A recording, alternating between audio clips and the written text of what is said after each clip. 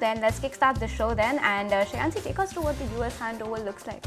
Well, absolutely. Good morning, Snehi. And then when you take a look at stock futures, what you're really looking at is that there's not much happening on that front though. So S&P 500 futures, a gain of about 0.5% coming in there. NASDAQ 100 futures as well jumped nearly 0.9%. And when you take a look at Dow Jones futures, there also you see a 0.1% gain coming in as well. Now, in terms of what else happened in trade, now of course we'll be taking you through this in greater detail. But then in extended trading, you did have Meta platforms that rallied 7% on stronger than expected second quarter results as well as upbeat guidance. So that's something that gave a little bit of enthusiasm, that upbeat set of earnings for Meta. Stocks are also coming off a winning session that saw the S&P 500 rally about 1.6% for its best day since February as well. And when you take a look at the NASDAQ, then you're looking at gains of 2.6% coming in there as well. When you take a look at Dow as well, you're looking at 0.2% increase coming in there as well.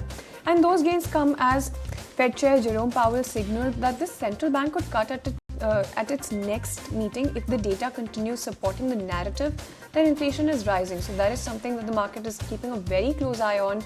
Other than that, you did have mega cap technology and semiconductor stocks that really bounced back yesterday. And when you take a look at nvidia, you do have that surge coming in of nearly 13% for tech darling nvidia. So that was on the heels of a strong quarter from advanced micro devices as well. And despite Wednesday's rally in technology shares though, you do have the NASDAQ finishing July with a 0.8% loss. The S&P 500 added just about 1.1%.